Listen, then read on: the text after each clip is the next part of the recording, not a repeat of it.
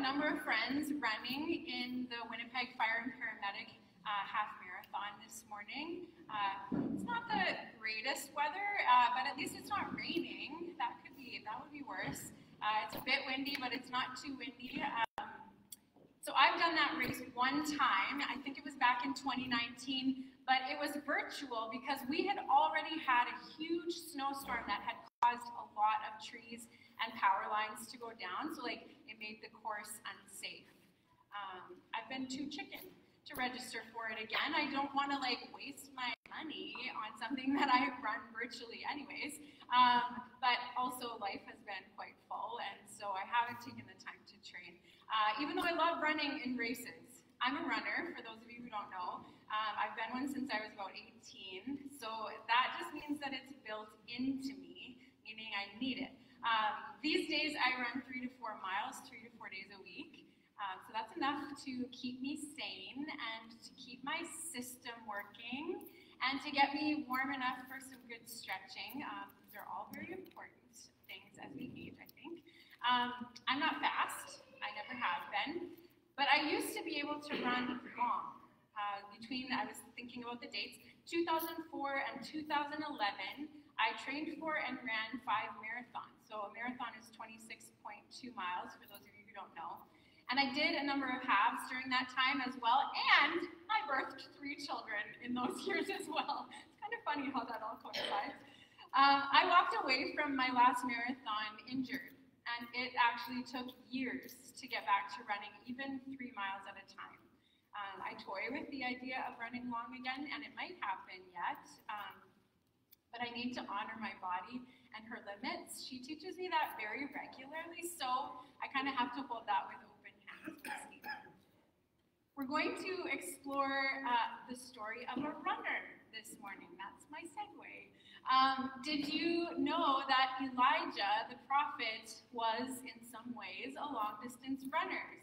And he did what we might think of as an ultra-marathon even. At least that's kind of the sense we get when we read his story. So I'll put it to you this way. Brent did he did a 50-kilometer ultra in Canmore, I think last weekend. You can talk about it with him later. And that is no small feat, I'm just saying. But in comparison to what Elijah did, it is very small. So our story today starts with Elijah running for his life. Queen Jezebel has put a bounty on his head because he's killed her prophets, the prophets of Baal. And he runs from Jezreel, which is her city, in Samaria. So it's up here in the promised land, let's say. And he runs to the southernmost part of Judah. So Samaria is the nation up here. Judah is the nation down here, and he runs 120 miles to get away from her. That's a long run. I'm going to give you the backstory, and then we'll pick up right here at this moment of him fleeing in a little bit. So at the end of 1 Kings 16, we get the context for Elijah's story. It tells us that Ahab came into power in Israel, and he reigned over Israel for 22 years, and he did what was evil in the sight of Yahweh, more evil than all the kings before him. He married Jezebel, the daughter of a pagan king, and instead of worshiping and serving Yahweh, he worshipped and served her god, Baal. Hadad is another name for him. He's an ancient Near Eastern god of fertility and crops and rain. We're told he built a temple for Baal in Samaria, and he built an altar in this temple to Baal, and that he also built a sacred pole, an Asherah, doing more to provoke Yahweh, the God of Israel, to anger than all the kings of Israel who were before him. All you have to do is think for a moment of what the covenant and the law were meant for Israel and Judah, and you realize just how far Israel had fallen under Ahab's leadership. You go back for 1 second to the 10 Commandments, the 10 words, and you recognize that every part of the law that God had given for his people was was for their good, for the good of the land, for them and the other people living in the land.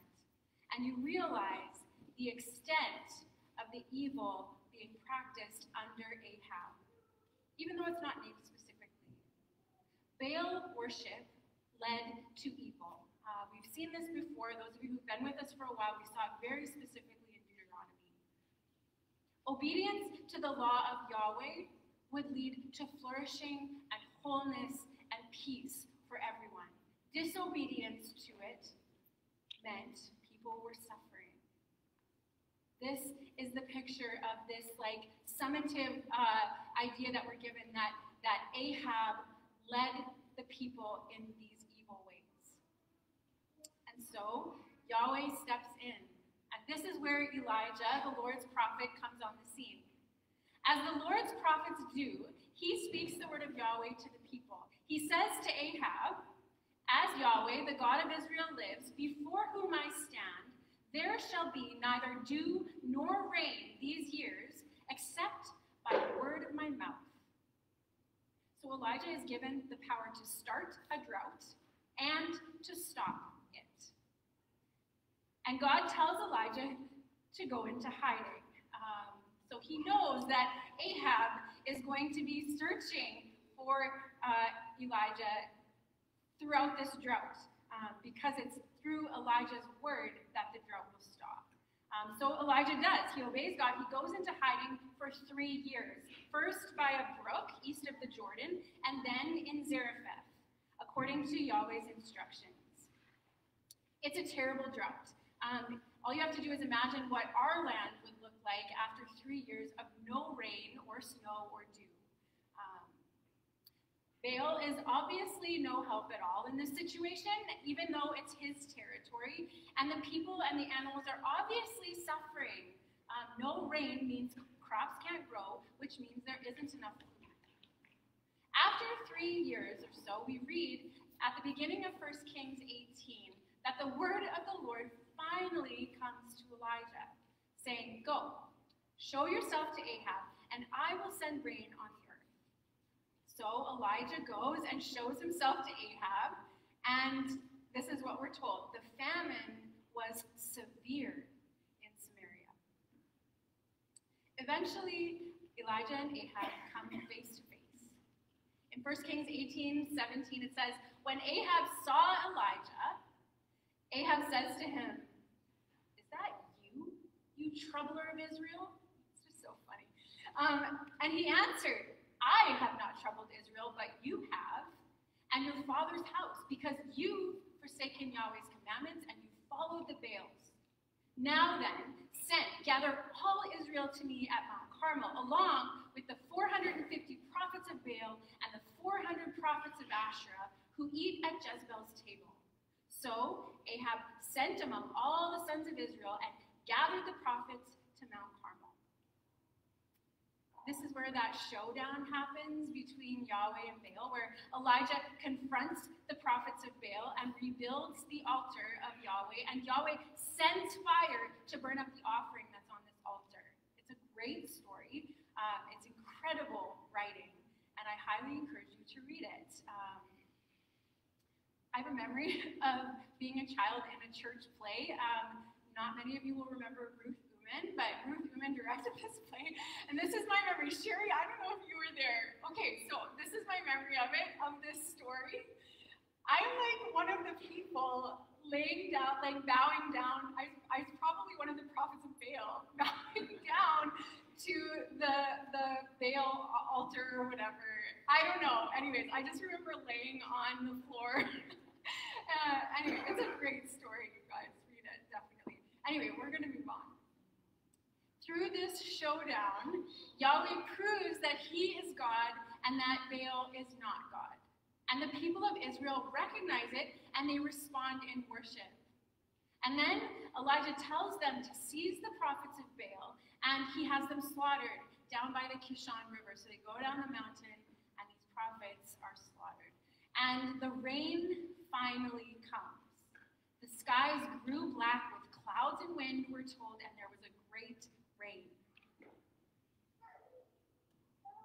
The drought is over. we're told that Ahab rode back to Jezreel, but that the hand of Yahweh was on Elijah and that he ran before Ahab to the entrance of the city. Like he beat him there on foot. I don't know why that's important for us to know, but the picture we're left with is kind of comical almost, that here's Ahab riding along and here's Elijah running and beating him there. So anyway, when Ahab gets home, he tells Jezebel what Elijah has done on Mount Carmel, that he'd killed her 450 prophets of Baal with the sword. Jezebel, who according to other ancient Near Eastern accounts was considered a good queen by her people, sends a message to Elijah saying, "Thus may the gods do, and even more, if by this time tomorrow I don't make your life as the life of one of them."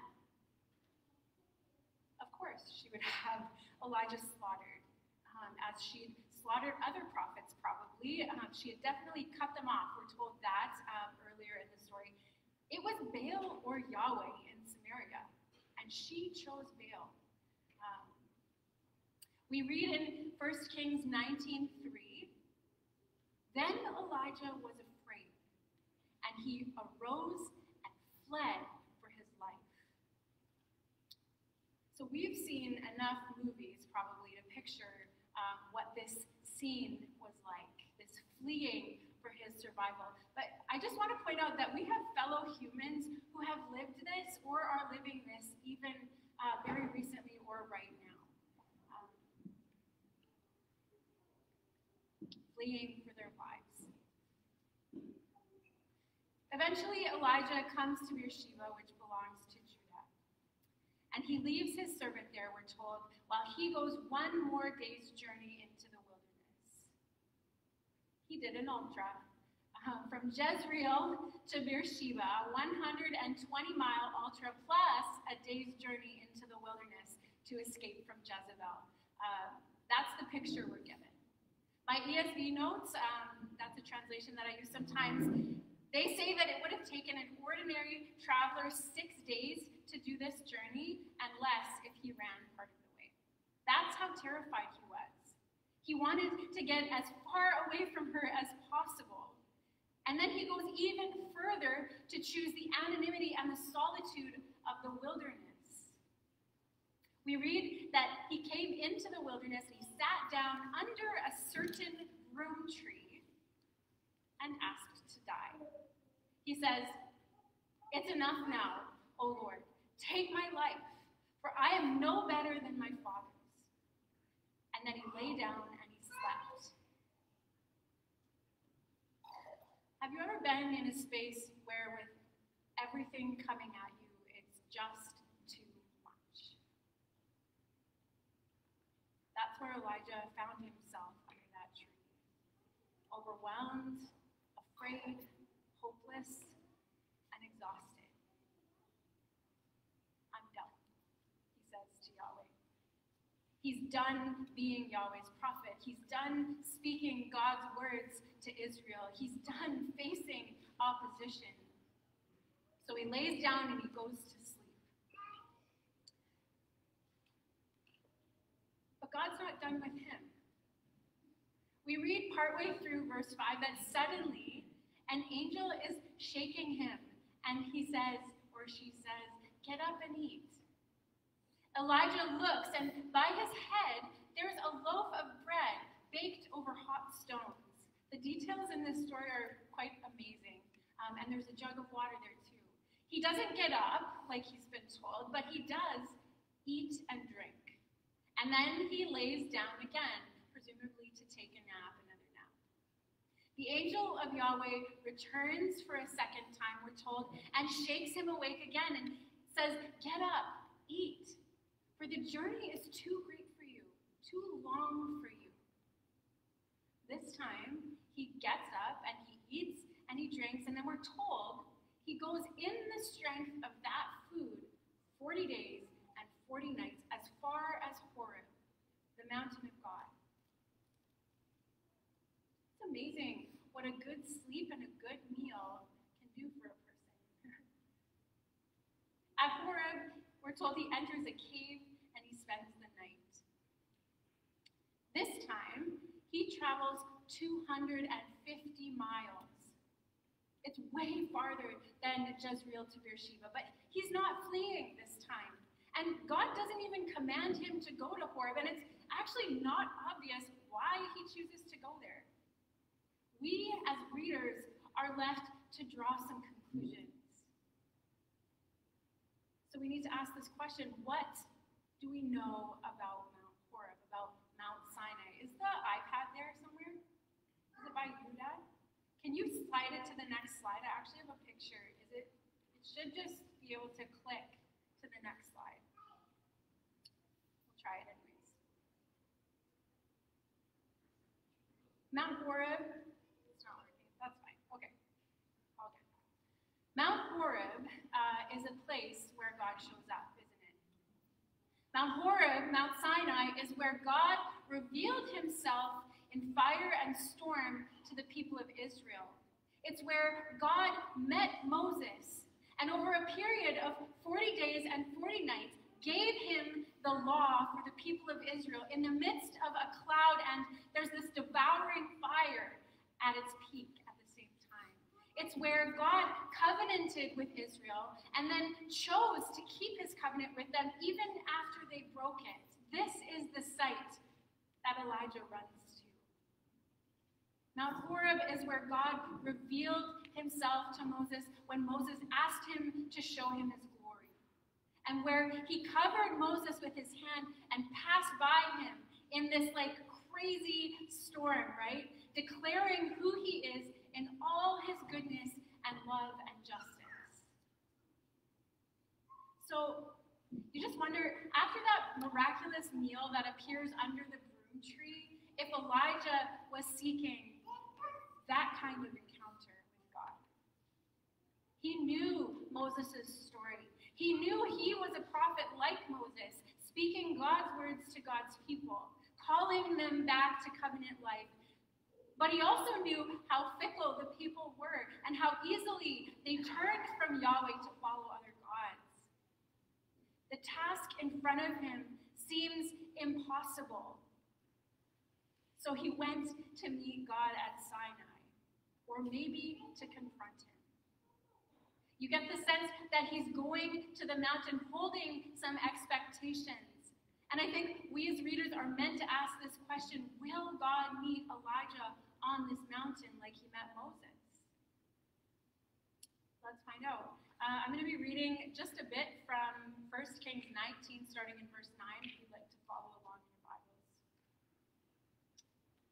We read, "There he came to a cave and lodged in it, and behold, suddenly the word of the Lord came to him, and he said to him, 'What are you doing here, Elijah?' And he said, 'I've been very jealous for the Lord, the God of hosts, for the people of Israel have forsaken your covenant, thrown down your altars, and killed your prophets with the sword. And I, even I, only am left, and they seek my life to take it away.' And he said, 'Go out and stand on the mountain before the Lord.' And behold, the Lord passed by.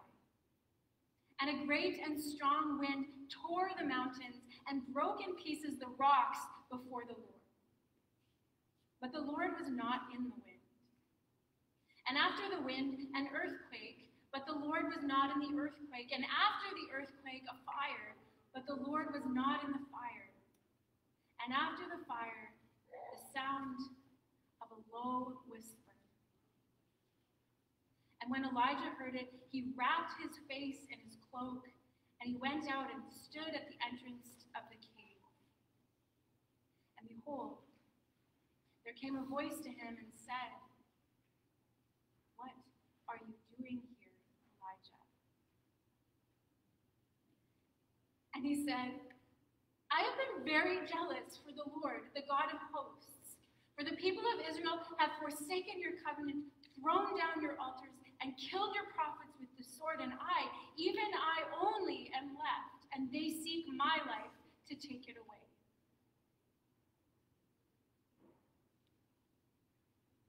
The word of the Lord comes to Elijah while he's in the cave, we're told. And God asks him a simple, gentle question. What are you doing here, Elijah? And Elijah spews it all out. He's honest, just like Moses was. I have done exactly what you've called me to do, and it's not working. I'm the only one left, and they're going to kill me too. Elijah doesn't answer God's question directly here, does he? But you can hear in his lament a hint of accusation, I think, and a question that he's kind of just throwing right back at God. Something like, so what do you want me to do? Interestingly, God's answer isn't direct either. Instead, he simply tells him to leave the cave and stand on the mountain before the Lord. As we read further, we realize that Elijah doesn't obey immediately. First, as Yahweh is passing by, this massive storm occurs. So picture Elijah in that cave with this wind, this crazy wind that's breaking the rocks, and then this earthquake that happens, and then this fire that happens. And God isn't in any of those. Instead, he shows up in what Lisa Rabioso, she's preached for us before, and I was using her commentary. She translates it, instead of a very gentle wind or whatever, she translates it as a gentle silence. That's how God shows up for Elijah. And at that moment, that's when Elijah gets up and he walks out of the cave.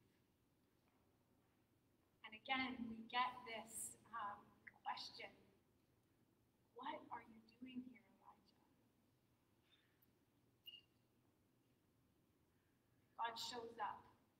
He meets Elijah on the mountain, but not according to his or our reader expectations. He shows up in a different way than he met with Moses.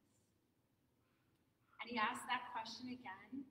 And you'd think after that experience that Elijah would respond with something different, right?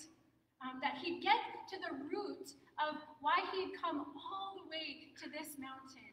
But instead, Elijah responds with the same lament. It's sort of like he's stuck. A close reading of this story reveals that his perspective is skewed in this moment. He is not seeing clearly. In his fear and exhaustion, he has forgotten how God has already been showing up. Lisa Rabio points this out in her King's commentary. I'm indebted to her for this perspective. Before the bread and water under the broom tree, before this conversation on the mountain, God has not only been providing for him, he's also been working powerfully through him. Elijah just can't remember it. He can't see it in this moment. Elijah made the drought happen by the word of his mouth. And at the brook, the first time he hid from Ahab, this is in 1 Kings 17, God commanded the ravens to bring him bread and meat. God fed him. And then again in Zarephath, the oil and flour did not run out. And it was there that Elijah raises a widow's son from the dead. And of course, then Elijah rebuilds the altar where Yahweh had miraculously proved that he is God. This is where God and Baal are having this showdown. And Elijah was very present and active in the midst of that. And God showed up there too. And then God shows up again by sending rain to end the drought as Elijah prays fervently. That's what we're given the picture of. Elijah prays and prays, and I think 7 times his servant goes to that other, and he's like, yeah, there's a cloud. I think there's a cloud. Like 7 times Elijah is praying fervently, and eventually the rain comes. In his lament, Elijah claims that Israel has abandoned the covenant, but in reality, it's just been reinstated at Mount Carmel. He claims claims that Yahweh's altars have been torn down, but in reality, he has just rebuilt one. And he claims in this moment that Yahweh's prophets have been killed and that he is the only one left. But in 1 Kings 18, so the chapter just before this, we read that Elijah's head of, or the king, Ahab's head of household, Obadiah, has saved 100 prophets. He's not seeing things clearly. Fear does that, doesn't it? Anxiety skews our perspective. It makes us unable to see clearly, unable to look behind us and see God's faithfulness, unable to see the whole story. It keeps us from remembering how God has been showing up, which is exactly what we need to hear when life is too hard. Fear keeps us stuck. Elijah was a human just like us. What's so profound here is God's patient and gracious response. God doesn't get defensive in this moment. He doesn't call out Elijah's skewed perspective or his lack of faith. He doesn't even correct him. Instead, he shows up so gently, and he simply tells Elijah where he needs to go and what he needs to do next. So that's the next part of the story. I'm not going to read it. You can read it for yourselves.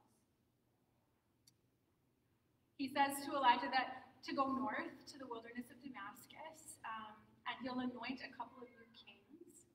And this will change the political landscape. That's the idea that we're given. And then he'll anoint a new prophet who will take his place.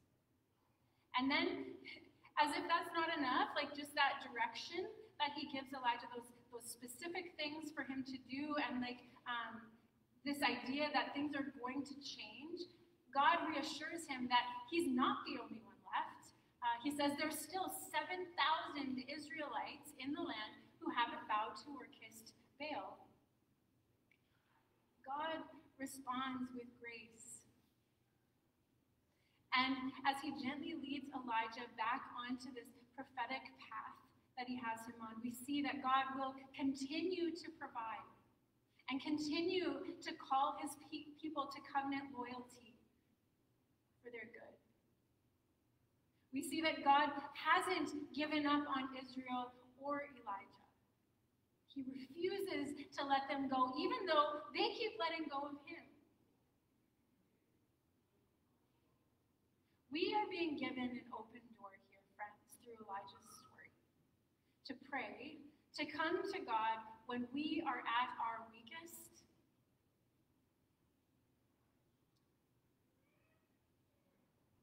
When we can't see clearly.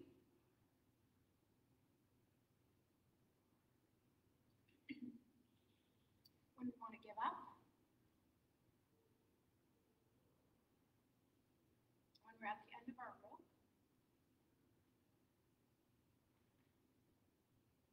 We're being invited to be honest, to be ourselves in the space that we're in, to recognize that there's no formula to what prayer has to be, and no expectation of an unwavering faith. Through Elijah's story, this great and very human prophet, we are seeing that God responds to us with grace, gentleness, and patience when we come to him. That God comes to us as we come to him, even when in our coming, our perspectives are clouded by fear. The question that God asks Elijah is the same question that he's asking us, I think. What are you doing here? It is such a kind and gentle question. Did you come to find me? Because I've been here the whole time. I think that's what we're meant to see. And we see that even when all the things are still swirling and we can't quite get to answering that question, he still guides us gently toward the next step. This is our God. In the midst of trouble, we can remember that God is with us and has been with us the whole time. We can trust him. There's a scene in Luke 9. I think we looked at it like maybe 3 or 4 weeks ago, actually. Jesus goes up on a mountain to pray. And we're not told what he prays, but we are told that both Moses and Elijah show up to talk with him as he's praying. We get the scene from the disciples' perspective, but I wonder if we can focus for a second on Jesus here. Why did Jesus go up on the mountain that day? What was he praying? Based on the context of Moses on the mountain, which we saw last week, and Elijah on the mountain, which we saw this week, I wonder if he was asking for help. Based on the topic of his conversation with these two great prophets, the events that were going to unfold in Jerusalem, meaning his crucifixion and death and resurrection, you wonder if he needed some reassurance.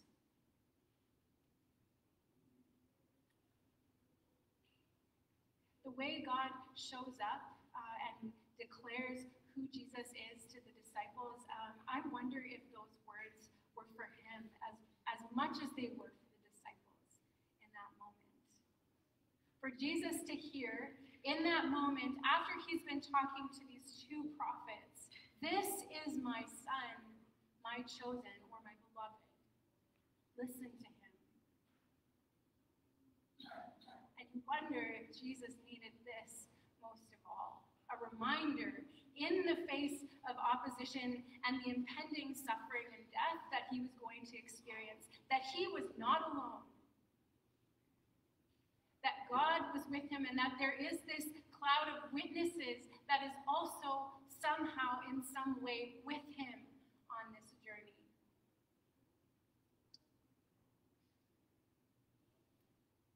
Sometimes I get cloudy. I think we all do. And one thing that helps me to reorient and to be okay is to think about this larger story that I am and we are part of. To remember how God has shown up throughout history. To look at what God has promised is coming. And then to find my place in it. My small place in it. I think that's what we're being invited to through this text. So today, friends, I encourage you to pray, to hear God's gentle question when you come to him. What are you doing here? And then to remember that he is with you to help you. Let's pray.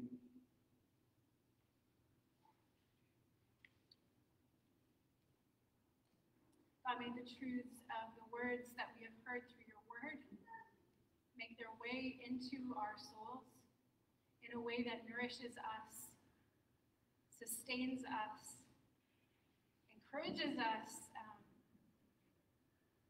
and gives us courage and hope. God, would you meet us as we come to you in prayer, in our honesty, in exactly the places that we are. And may we recognize your movements in us. May we recognize your voice